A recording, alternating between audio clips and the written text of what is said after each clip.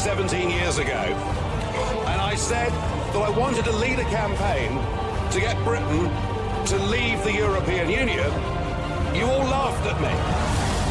Well, I have to say, you're not laughing now, are you? I don't want to be rude, but you have the charisma of a damp rag and the appearance of a low-grade bank clerk. Let June the 23rd go down in our history as our Independence Day. When you yourself, Mr. Van Rompuy, say that the euro has brought us stability, I could applaud you for having a sense of humour. Yes, I want you sacked, Mr. Schultz, as well. I want you all fired. Nigel Farage. Nigel Farage. Nigel Farage. Nigel Farage. Nigel Farage. Nigel Farage. Nigel Farage. Nigel Farage. Nigel Farage. Nigel Farage. The Nigel Farage Show on LBC. Mr. Nigel Farage. Thank you, Donald, and good evening, everybody. So a speech about foreign workers given by the Home Secretary Amber Rudd back in October at the Tory Party conference has been officially recorded today as a hate incident. But should it ever have been investigated as a hate incident in the first place? I have to say, I think this is absolutely crazy, and I will go through, over the course of the next hour, what actually constitutes a hate incident and why I think this is the most enormous waste of police time and public money. Rudd had said in her speech that she wanted to make it harder for British companies to employ migrants and to ensure that foreign workers were, quote, not taking jobs that British workers could do. Here's a little of her speech. The test should ensure people coming here are filling gaps in the labour market, not taking jobs that British people could do. But it's become a tick-box exercise, allowing some firms to get away with not training local people. We won't win in the world if we don't do more to upskill our workforce. It's not fair on companies doing the right thing, so I want us to look again at whether our immigration system provides the right incentives for businesses to invest in British workers. The speech was followed by a background briefing by an aide who suggested that firms could be required to publish lists of foreign workers. Rudd herself confirmed the next day that such lists were not an option, and the idea was very quickly dropped. Now, into all of this comes LBC and one James O'Brien. O'Brien did not like the speech one little bit, and on his morning show, he, purporting to be reading out a speech, part of a segment of the speech, actually read out a couple of paragraphs from Mein Kampf. And he finished up by saying that we're living in strange times. But there was quite a lot of reaction. It wasn't just James O'Brien. There were lots of people really very unhappy about this. And one of them was Professor Joshua Silver. He's an Oxford University physics professor, and he decided he would complain to the police. I felt politicians have been using hate speech to turn Britons against foreigners, and I thought that it is probably not lawful, he told The Times. His complaint was dealt with by West Midlands Police as the Tory Party conference took place in Birmingham. Incidentally, today, when Professor Silver was interviewed, he admitted he hadn't actually seen the speech. He'd just listened to what O'Brien and the rest of the commentariat had said. National police reporting rules introduced in 2014 and ironically endorsed by Amber Rudd herself require that all complaints of hate crime incidents are recorded, regardless whether or not those making the complaint are the victim, and irrespective of whether or not there is any evidence to identify the hate crime incident. Amber Rudd is not the first person, of course, to suggest making it harder for British companies to employ migrants. Do you remember this guy? British jobs for British workers. That's right, Gordon Brown, back in 2007. Did he have a point? To get involved, please call me on 0345 6060 973. Text me at 84850. You can tweet me on @LBC, but don't forget the hashtag Farage on LBC. And you can watch the show on Facebook Live. Go to the LBC Facebook page. Now, I suspect we're going to get some pretty strong opinions, and we're going to start with Kevin in Rugby. Kevin, what do you make of all of this? Hello, Nigel. It's a pleasure to speak to you. Good evening. I've listened to the speech, which can be more than we could said for some people like James O'Brien or the Professor. I think that the speech she gave, I think she was perfectly right, and she was fine to say that politicians should be looking after British people, that they should take priority when it comes to finding jobs. That's what we elect politicians for, to look after our best interests. So you think, Kevin, do you think, Kevin, for example, it would be legitimate for a company to place an advert in a local newspaper saying only those with British passports may apply? I think it would be perfectly fine, because it's also perfectly fine and perfectly legal, apparently, to put an advert out stating that only people who can speak Polish can apply for this job, because that's what's happened in the past. The only logical reason that a company would employ a disproportionately large amount of people who are not citizens would be because they accept lower standards of living, and I don't think that's right. Just look at Sports Direct in Shirebrook. They employ a huge amount of Europeans, and that's caused lots of tensions there. I have to say, Kevin, that I did, before this programme started, check with an employment lawyer, get a piece of advice, and I was told that it would in fact be unlawful under the Equalities Act of 2010 to state that a person could be treated unfavourably, i.e. not offering them grounds, unemployment because, for example, they were Polish or Ghanaian. So I think actually with the law as it currently stands, if you advertise to say British workers only, or you advertise to say Polish workers only, I think at the moment you are breaking the law. Interestingly, I did campaign in the 2015 general election on a manifesto that said that it should not be against the law to say that you would, if you possibly could, prioritise British workers. But as it is, I think you'd have a real problem doing this. I suspect that there is discrimination based on nationality in the UK market. And interestingly, I think it works both ways, because I think some employers actually do want to employ Eastern European workers. Now, there are two possible reasons for this. One is they actually probably maybe work harder. The other is they are much easier to exploit in terms of conditions, in terms of hours and everything else. And I came up against, Kevin, an example of this in 2009. I was out campaigning outside Peterborough Cathedral, and I met a 16-year-old girl who'd applied for a job on a packing line, where they get broccoli and they put cellophane round it. And it involved quite a lot of hydraulics and moving parts. And she told me she didn't get the job because she couldn't speak Polish, and there was a hell of a row over it. So, Kevin, I think we need a change in the law. Would you like to see that change? I would, yes. Could I ask you a very related question about UKIP? You can, yeah. The UKIP say they identify as a civic nationalist party, which means that people should feel like they belong to a country because of their beliefs as opposed to their ancestry. But in quite a lot of parts of the country, some white working class people who've been living there their whole lives on the same streets, who felt the effects of mass immigration more than most, no longer feel like they're part of the same country they grew up in. Don't you feel like they should have a right to be concerned about protecting their identity? I think people are worried about this, and they should have a right, and in fact they do express that right. And in some ways, a lot of those people did in the referendum go out and say, look, we are not against immigration, but we're against open doors, and we're against huge transformations that have taken place within our communities without anyone being asked. Kevin, I hope that answers your question. I wonder what Ben in Charing Cross thinks about the fact that the Home Secretary is now on a register as somebody who's been involved with a hate incident. Well, to be honest, hi Nigel. Hello. Hello. To be honest, it's more of a question for you, because what I find amazing is that, in actual fact, you're a complete hypocrite. Oh, go on. You're married to a German lady, yeah, a German who works. Hang on, Ben. I'm missing something. So, have I said that I dislike all foreigners? Is that what you're trying to say? Well, more or less, or as they say in Spanish, más o menos. Well, I'm sorry, matey, but I think you might have just got the wrong end of the stick here.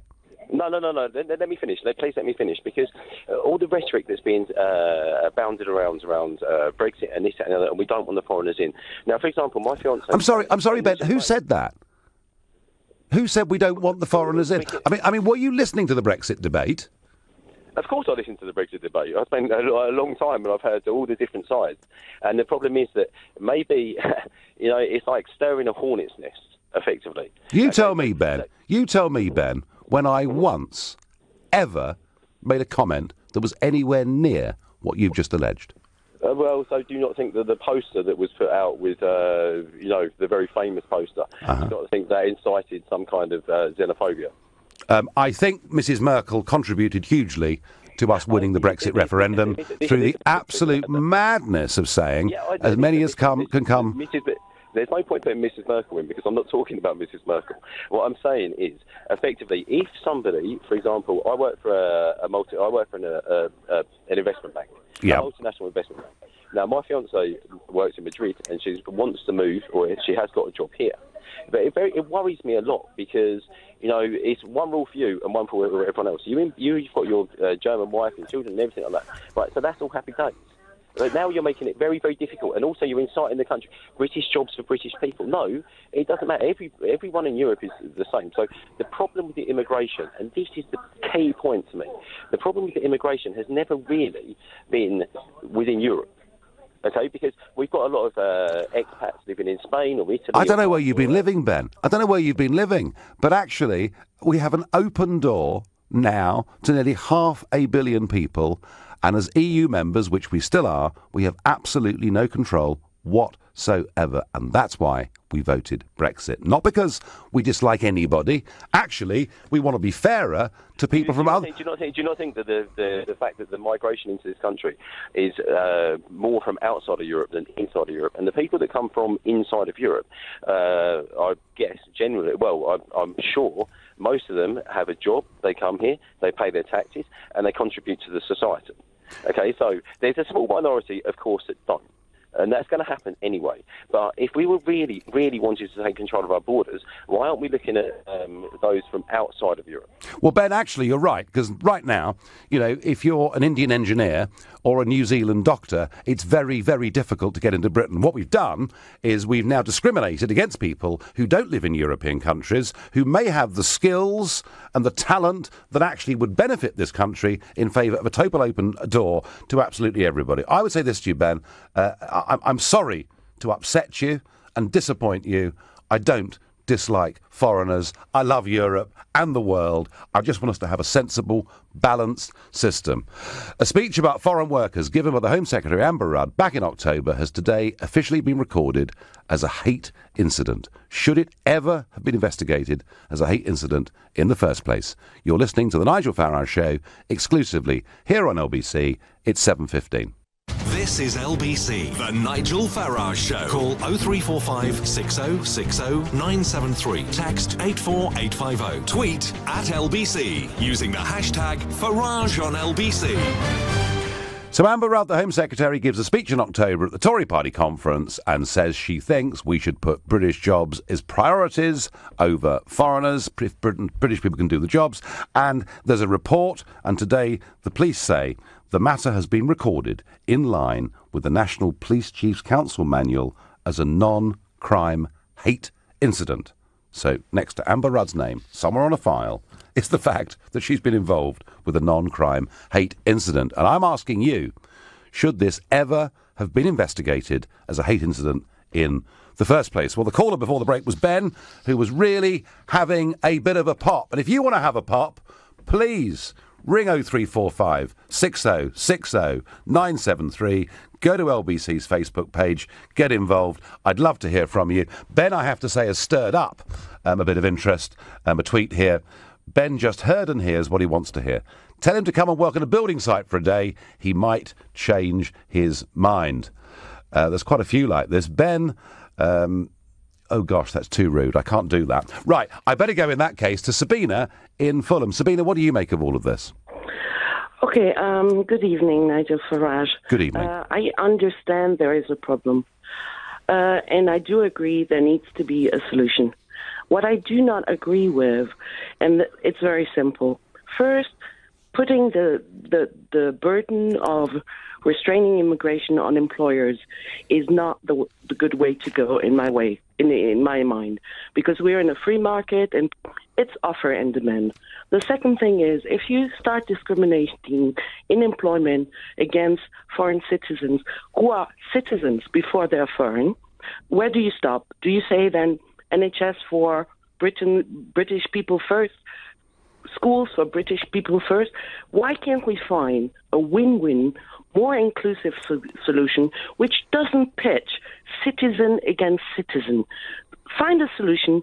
We all live in Britain. We all care about what's happening here.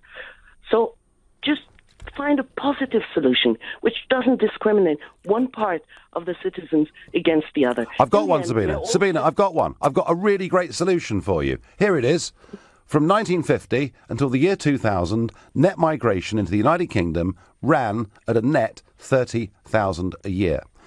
And if you go back to politics in Britain in the 1990s, immigration was an issue that was barely even mentioned. Indeed. Okay, let me just say something. So what I'm saying, Sabina, is why don't we get back? Very good date. Why don't we get back to the year 2000 and do this sensibly? So that's when the British colonies were freed. So it's just people paying the visit back. You've allowed them into this country. If it was a mistake, well, it's done. Now that they're there, treat them like citizens. Okay? Sabina, I don't think. A very good date. Sabina, I don't think you're listening to me. I'm saying that for half a century, we had an immigration policy in this country that led to a net 30,000 people every year.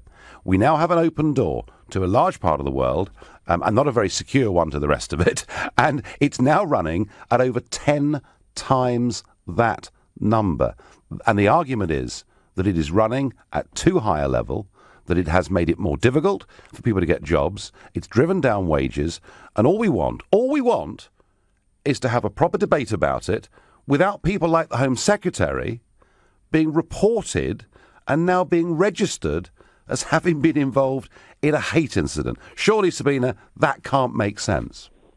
It doesn't make sense. No. We have a problem. Let's solve it together. Let's solve it in an inclusive way. We have lots of foreigners now, as you said rightly, since 1950, coming from the former colonies, coming from countries that have been visited by British people without any invitation. They're here now. They're contributing. They're honest people. Let's not discriminate against them. Let's stop immigration or drive it down through other policies which do not affect UK citizens, no matter what their origin is. Sabina, we both want, and I'm pleased you agree with me that it's unnecessary what the police have been forced to do here. We both want the same thing, Sabina. We want a happy, civilised, settled, ordered society that's at ease with itself. I'm just suggesting by reducing the huge flow we have at the minute, we'll get there rather more quickly. Sabina, thank you. Now, you'd think from some of these calls that I'm the first person that's ever said that perhaps we ought to put the interests of our own people first. Someone got there before me. British jobs for British workers. Gordon, perhaps. Should we report Gordon? Is Gordon guilty of inciting race hatred by daring, when he was Prime Minister in 2007, to suggest that British workers should be at the front of the queue when it came for jobs? I don't think so. I wonder what Marky in Warrington makes of all this. Marky, what do you think? Are our boys in blue? Are they doing the right thing, following the law? Unbelievable. What a complete waste of time, honestly, and resources. How can anyone take this? I mean, she's saying it exactly how it is. I mean, I like the fact the first caller you had tonight, Kevin. Mm-hmm. He's the only one so far who spoke sensibly. Which I don't know where the others two are from. Certainly not on Earth. Well, we all have views, Marky. We all have views. I mean, it's a very democratic programme. Oh yeah, no, it's very democratic. But they obviously don't live near where these areas are overrun by the Polish Ukrainians. I mean, I worked last year. I did just one shift at a top high street clothing company, M&S. I've just said it now. It's too late now, mate. Anyway, in the warehouse, and 99% of the staff were Polish and Ukrainian. There was only 4 English lads on the packing line, and we only lasted the one shift. The reason, right, communication, and they couldn't communicate with us. None of them even spoke English. Seriously, and that's, it's ridiculous. So, yeah, Amber Woods hit the nail on the head. And I like the fact that nothing was done when Gordon Brown said the same thing. No. So, all of a sudden everyone's getting all this, Brexit, which is going on. It's dragging too long for me. The sooner we get out of Europe, the better. But everyone's, taking it as, people who voted to get out are racist. That'd be hell. Well, Marky, this all began. I mean, the Criminal Justice Act in 2003 was brought in by New Labour, and that now says, so if, for example, Marky, you were, prosecuted for a crime, burglary, assault, or whatever it was, if the court believed that your motivation wasn't just crime for financial gain, for argument's sake, with burglary, but behind it, you had some racial motive or you dislike someone's sexuality, you'd actually get a higher sentence for that. And I think that legislation began in 2003 with New Labour, but actually Amber Rudd has really been hoist with her own petard, because it was under a Tory-led administration that we got to these new definitions of what is a hate incident. Marky, just one quick question for you. One of the things that is said, when it comes to working on packing lines or whatever it is that in many cases, these are jobs that British workers don't want to do, and that's why we have to have foreign labour. I'm sick of hearing that. Right. We're capable and we want to do anything. The fact is, here in Cheshire, you're very, very lucky that the high unemployment rate is for the English, because the jobs have been took up by, I'm not racist. I am a proud supporter and member of UKIP, and I want to be more active in that as well. So we'll see how that goes in the future. I'm highly honoured to be speaking to you, because sweet of you, Marky, and I wish you luck with future employment, and thank you for your contribution. And I wonder what Daniel in Tottenham makes of all of this. Yeah, hi, Nigel. Hello. I just wanted to ask you a question, which is, in the context of there's 500 million people waiting to walk through our open door policy. Well, I don't know whether they are, but they're able to. Well, that's right, they're able to. And we're a country with a population of 70 million odd. I'm just always intrigued why you think 160,000 odd people is a significant number. Daniel, what I really think is that on current trends, we will have by 2045 a population of 80+ million people, and immigration is the big spur towards us heading for that huge number. And I actually think that by doing that, or allowing that to happen to our country, that in fact our standard of life, our quality of life, will diminish as a result. And I think we need to get a grip, Daniel. Simple as that. But based on 160,000 on 70 million, so you think our way of life is significantly impacted with those types of stats? Actually, Daniel, our net migration figure, our official net migration figure, is running at bang on 1/3 people every single year. No, I'm talking about European Union. Well, we're talking about not outside European Union. Well, I think European Union's about 160, 170, isn't it? At the moment it is, but who's to say what it'll be next year? Who's to say if the Eurozone crashes what it will be? Yeah, no, but we don't have to worry about what it's going to be. We can worry about we do. We have to worry hugely, Daniel, about what it's going to be. After all, we haven't even triggered Article 50 yet. So how many more people will come? Anyway, Daniel, I think you're missing the point. My question to you was, do you think that Amber Rudd should have been investigated for what she said being a hate incident in the first place? No. Good. Excellent. We found some agreement. Thank you. Your text, tweets and Facebook messages coming in.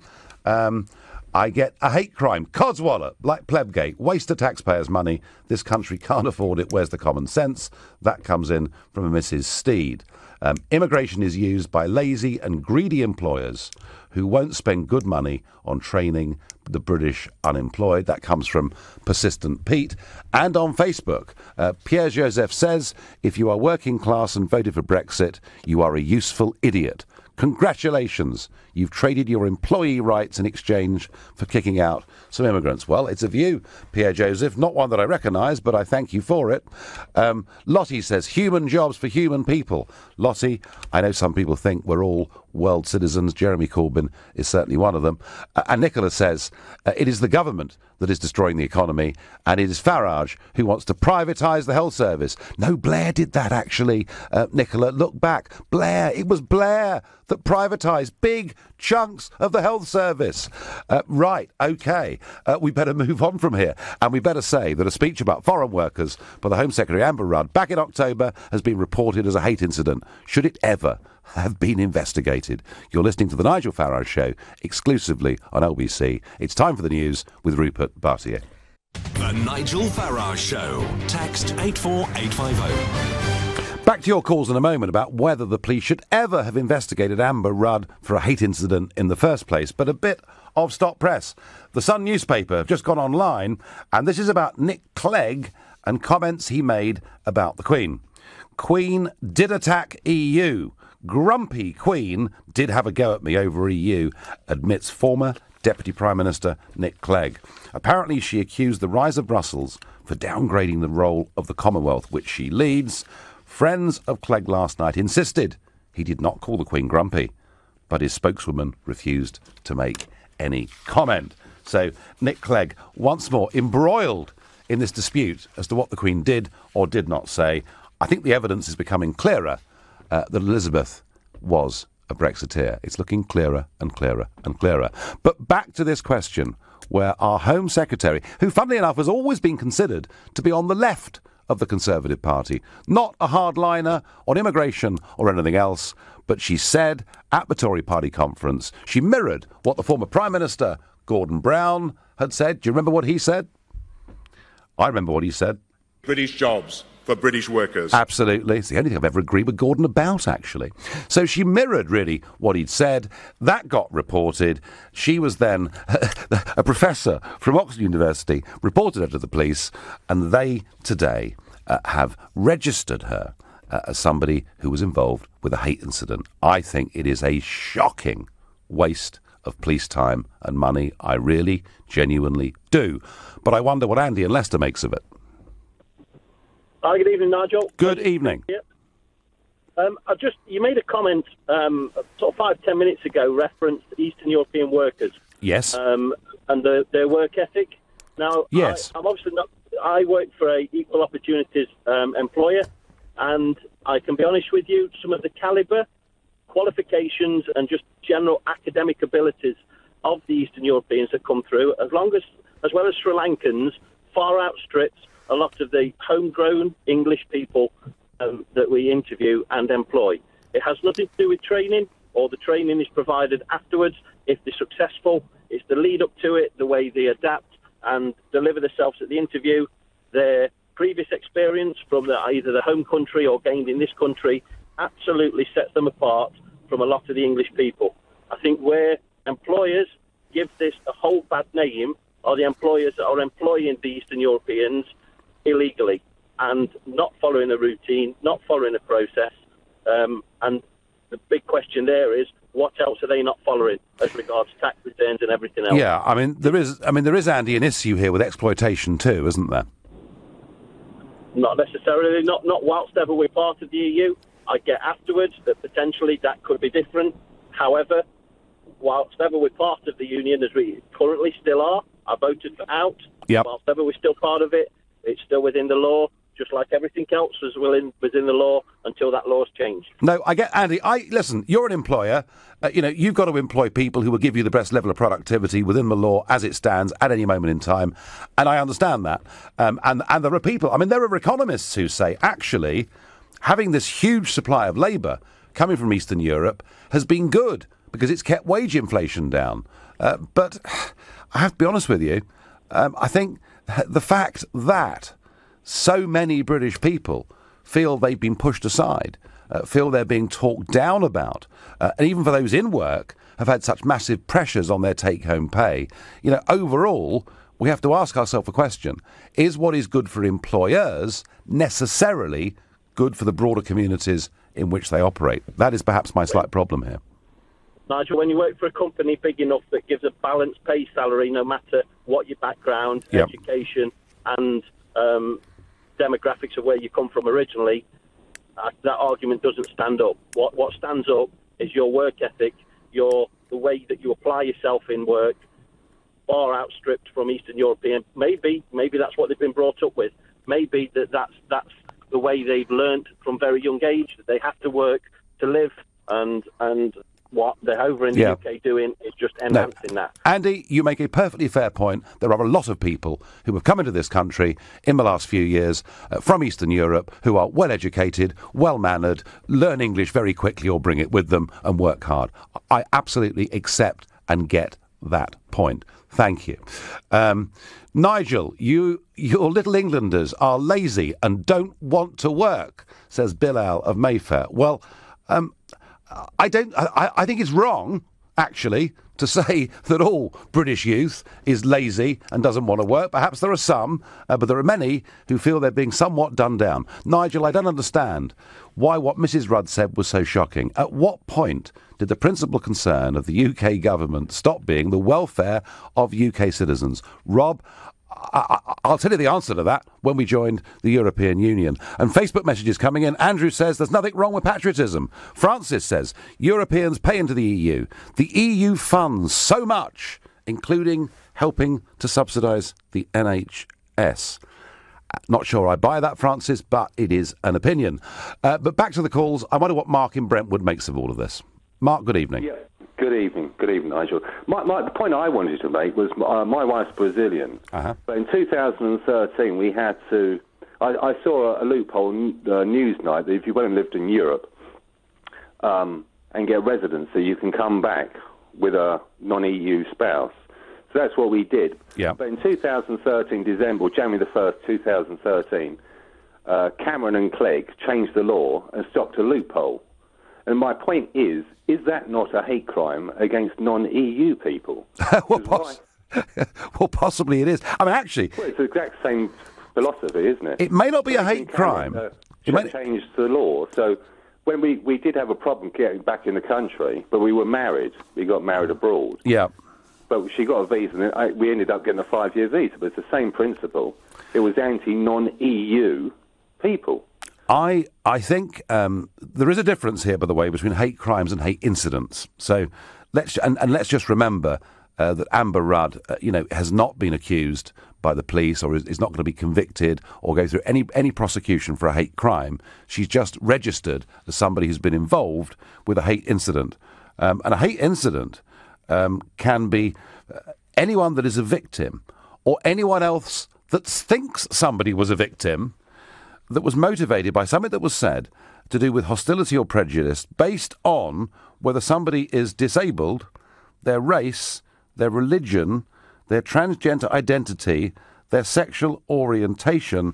In fact, in some police areas, I think Manchester, Greater Manchester, are leading the charge here. It can include if you're a goth or a punk. So we're actually getting to the level where virtually any comment to anybody, I mean, you're a bloke. Perhaps if I make some comment and you could say that I was sexist against you because you were... I just don't know, Mark. Hate crime, hate crime is a bit saner because you look at the list of things under hate crimes and they are things that are crimes anyway.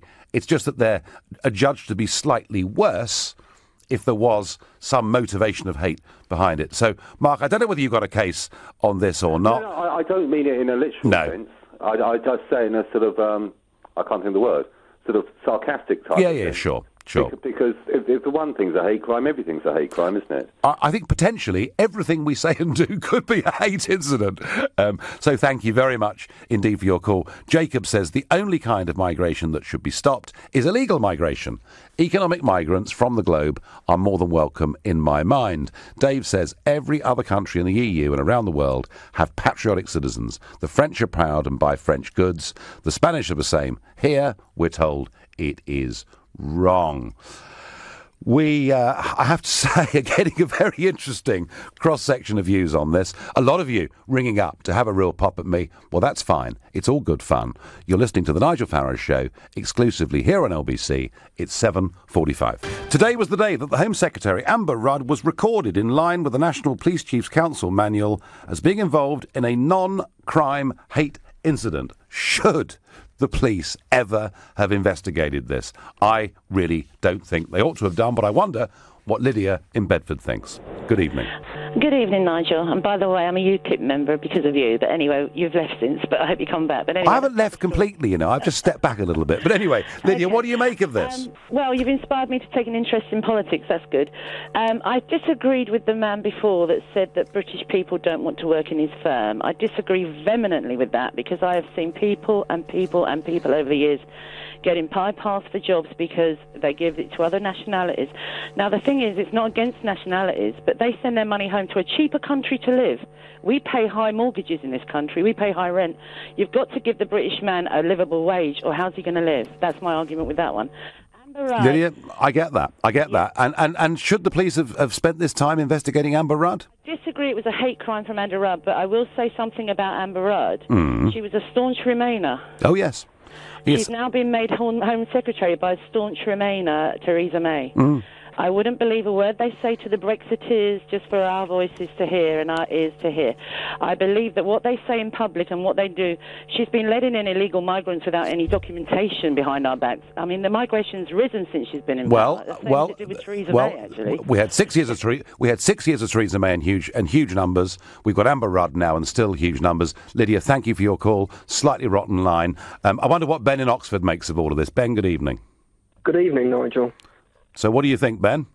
Well, as someone who's quite young, I chose not to go to university. I think the problem with this whole situation stems from this whole disdain for free speech in universities. It started in America and has come over here, and it's sort of breaching its way into our politics, that people aren't allowed to say anything without it being some sort of crime against someone. I mean, it's starting to get ridiculous that, as you said earlier, everything that anyone could say can be considered a hate crime at the moment. Yes. Well, not necessarily a hate crime, Ben, but certainly, as I read out to you before the break, a hate incident is virtually anything anyone says to anybody that can be reported not by the person who is seen to be the victim, but by somebody else, a third party, who perceives this to have been said on the basis of what they think might be prejudice. And here's the problem, Ben. The problem is, once that report has been made, the police have to investigate it. The police have to assess it. And that, I think, really is my gripe. I think perhaps all of this in the beginning was well-intentioned. And perhaps we felt that in the past, certain minorities perhaps had been taking ritual abuse, and we had to try and use the law to do something about it. And I think, Ben, what I'm arguing is perhaps we've gone a bit too far. Would you agree with that? Yeah, I would agree, and I think it is all coming from this, my generation, I'm only 18, coming from this sort of bubble-wrapped generation that don't want to get hurt by words. And not only is it the free speech element for the young people, I think when we talk about jobs earlier, I think it's, frankly, the whole university system's flawed, and a lot of the reason young British people can't get jobs is that they're put through pointless degrees that they actually don't need. Yeah. They need vocational, active... It's a different debate, but I agree with you 100%. Too much emphasis on ologies, too little emphasis on trades and skills. Ben, thank you. I love this. This tweet's come in. That bloke who said British workers were lazy should be prosecuted for hate crime. And that's in from Deplorable Guy. Maybe not hate crime, but I do think there's the potential here for a hate incident. In fact, perhaps anybody that's been involved tonight could perhaps be reported. I just don't know. Another tweet. I thought the US was overly ridiculous with hate crime legislation, but a hate incident? Britain is doomed, says LB from Colorado. At the heart of this is the ridiculous, ever more ludicrous redefining what is and what isn't a hate crime. And that comes in from Chris. And on Facebook, John says it's all about numbers. There has to be greater control, irrespective of qualifications. The major reasons are, 1, wage compression, and 2, pressures on infrastructure and services. That is more a debate about immigration and numbers, but I know they're all linked in. What I'm really talking about is I think it's extraordinary that the Home Secretary, somebody who's been seen to be on the left of the Conservative Party, has her name now in a register somewhere, in a police office in the West Midlands, to say that she was involved with a non-crime hate incident. I find that absolutely bizarre. I wonder what James in York thinks. Well, incidents like this, you just feel like giving up on your country sometimes. I mean, I've never heard anything as ridiculous. Is it a hate incident to put your own people first, the people who voted you in? I mean, we have 3 million people unemployed. We have an estimated 1.8 million people who are working part-time trying to get full-time. Estimated 11 million people have had their wages compressed. I mean, it seems to I've just never heard. I mean, do people not want this country to start, helping their own people? We've got a housing crisis, we've got a national health crisis, and over 600,000 people are settling in the country every single year. It's not rocket science. Why can't Liberals join the dots? Do you know, James, there seems to be an assumption that anybody, whether it's Gordon Brown, whether it's Amber Rudd, whether it's me, that anybody that says, and I say I campaigned in 2015 in the general election arguing for a change in the law, anyone that campaigns that says it is the first duty of a British government to put the interests of its own people first, there is an assumption that because you say that, it means you hate everybody else from the rest of the world. And it simply, James, is not true. And I hope that the sort of global revolution that began in 2016 with Brexit and went on to Trump, and who's to say where it might go across the rest of Europe or the world this year, I hope we will get back to just a common sense idea that nation-state democracies wish to make their own laws, control their lives, control their borders, and put their own people first. James, I know you would endorse that thoroughly, but I wonder what Dan in Dartford thinks about this. Mr. Farage, I'm extremely appreciative of this opportunity to actually talk to you. Yeah. I do agree with you completely. I agree with you completely that what the professor did was wrong. I believe the professor do have to make apology because you can't take up an issue when you haven't comprehensively listened to the whole details. As a professor, he should have listened to the whole speech and then decide whether it's offensive or not. As far as I'm concerned, I listened. I think she was quite right. I think it's a responsibility of this government or any government in this country to make sure that those who live in this country have access to the right job that they deserve. So I think that's exactly what she was trying to say. And the companies that are in this country, they have a responsibility as much as every other company in other country to train people that are ready to be trained for a job that is available within the need of the company. And that's absolutely normal. Dan, I think you win the prize for the most logical argument that has been made tonight, that surely a university professor actually studies a text before making a complaint to the police. I love it. You're absolutely, completely and utterly right. He was too busy listening to whether it was James at LBC or whether it was somebody else, I don't know, but he sort of heard what he heard and decided it was wrong. But the problem that I'm raising, Dan, the point that I'm making is whether his reasons were good or bad, the fact that he reported it meant the West Midlands Police had to investigate it. And I think that's a waste of time. I think it's a waste of taxpayers' money. I'm sure, Dan, you would agree with that point. Because I've had incidents, a more serious incident in the past where I called the police, they wouldn't even come because they would tell me they don't have the resources to come. Yeah. So I am surprised to see them actually investigating these sorts of business issues. I know. Well, I would, before I get off the air, I actually have disagreed with you a whole lot of time.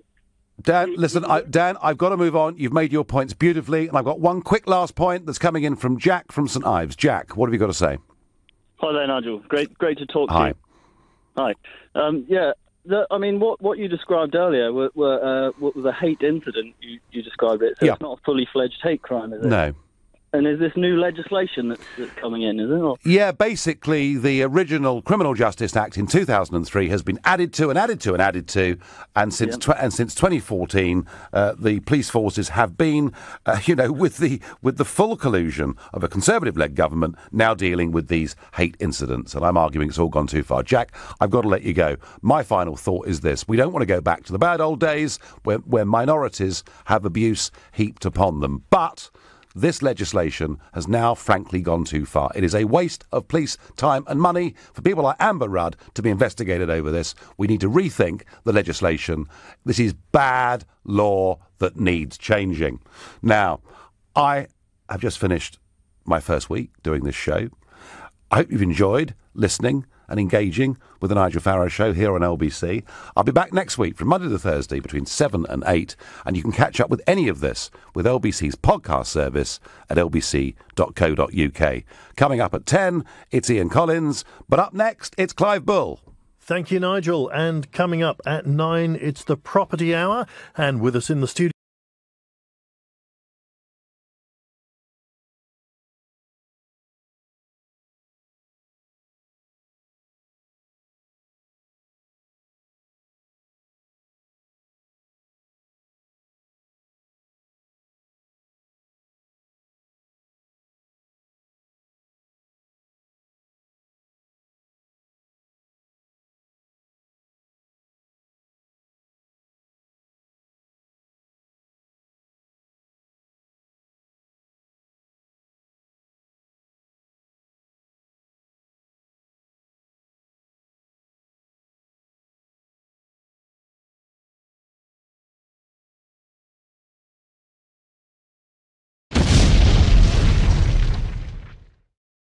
Isn't it funny? When I came here 17 years ago, and I said that I wanted to lead a campaign to get Britain to leave the European Union, you all laughed at me.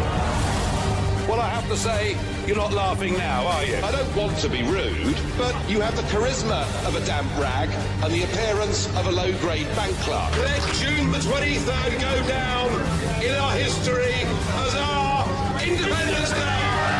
When you yourself, Mr. Van Rompuy, say that the euro has brought us stability, I could applaud you for having a sense of humour. Yes, I want you sacked, Mr. Schultz, as well.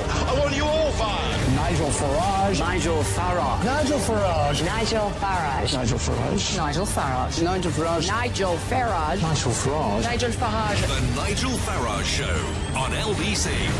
Mr. Nigel Farage.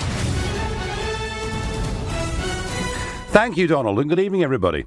So a speech about foreign workers given by the Home Secretary Amber Rudd back in October at the Tory Party conference has been officially recorded today as a hate incident.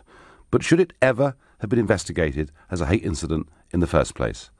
I have to say, I think this is absolutely crazy, and I will go through, over the course of the next hour, what actually constitutes a hate incident and why I think this is the most enormous waste of police time and be unhappy about this. And one of them was Professor Joshua Silver. He's an Oxford University physics professor, and he decided he would complain to the police. I felt politicians have been using hate speech to turn Britons against foreigners, and I thought that it is probably not lawful, he told The Times. His complaint was dealt with by West Midlands Police as the Tory Party conference took place in Birmingham. Incidentally, today, when Professor Silver was interviewed, he admitted he hadn't actually seen the speech. He'd just listened to what O'Brien and the rest of the commentariat had said. National police reporting rules introduced in 2014 and ironically endorsed by Amber Rudd herself require that all complaints of hate crime incidents are recorded, regardless whether or not those making the complaint are the victim, and irrespective of whether or not there is any evidence to identify the hate crime incident. Amber Rudd is not the first person, of course, to suggest making it harder for British companies to employ migrants. Do you remember this guy? British jobs for British workers. That's right, Gordon Brown, back in 2007. Did he have a point? To get involved, please call me on 0345 6060 973. Text me at 84850. You can tweet me on @LBC. But don't forget the hashtag Farage on LBC, and you can watch the show on Facebook Live. Go to the LBC Facebook page now. I suspect we're going to get some pretty strong opinions, and we're going to start with Kevin in Rugby. Kevin, what do you make of all of this? Hello, Nigel. It's a pleasure to speak to you. Good evening. I've listened to the speech, which can be more than we could said for some people like James O'Brien or the Professor. I think that the speech she gave, I think she was perfectly right, and she was fine to say that politicians should be looking after British people, that they should take priority when it comes to finding jobs. That's what we elect politicians for, to look after our best interests. So you think, Kevin, do you think, Kevin, for example, it would be legitimate for a company to place an advert in a local newspaper saying only those with British passports may apply? I think it would be perfectly fine, because it's also perfectly fine and perfectly legal, apparently, to put an advert out stating that only people who can speak Polish can apply for this job, because that's what's happened in the past. The only logical reason that a company would employ a disproportionately large amount of people who are not citizens would be because they accept lower standards of living, and I don't think that's right. Just look at Sports Direct in Shirebrook. They employ a huge amount of Europeans, and that's caused lots of tensions there. I have to say, Kevin, that I did, before this programme started, check with an employment lawyer, get a piece of advice, and I was told that it would in fact be unlawful under the Equalities Act of 2010 to state that a person could be treated unfavourably, i.e. not offering them grounds, unemployment because, for example, they were Polish or Ghanaian. So I think actually with the law as it currently stands, if you advertise to say British workers only, or you advertise to say Polish workers only, I think at the moment you are breaking the law. Interestingly, I did campaign in the 2015 general election on a manifesto that said that it should not be against the law to say that you would, if you possibly could, prioritise British workers. But as it is, I think you'd have a real problem doing this. I suspect that there is discrimination based on nationality in the UK market. And interestingly, I think it works both ways, because I think some employers actually do want to employ Eastern European workers. Now, there are two possible reasons for this. One is they actually probably maybe work harder. The other is they are much easier to exploit in terms of conditions, in terms of hours and everything else. And I came up against, Kevin, an example of this in 2009. I was out campaigning outside Peterborough Cathedral, and I met a 16-year-old girl who'd applied for a job on a packing line, where they get broccoli and they put cellophane round it.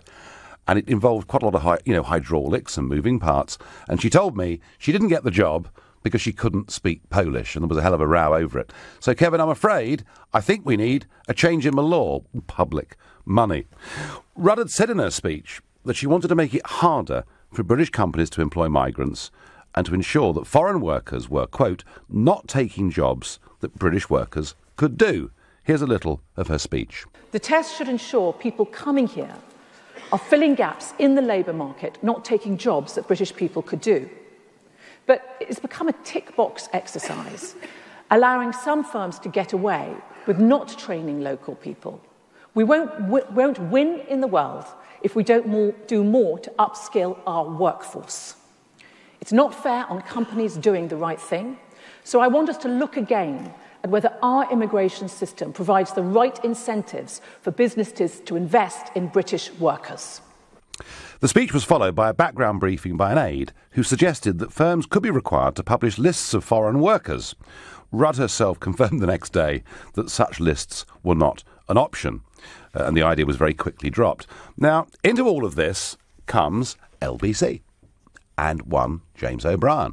O'Brien did not like the speech one little bit, and on his morning show, he, purporting to be reading out a speech, part of a segment of the speech, actually read out a couple of paragraphs from Mein Kampf.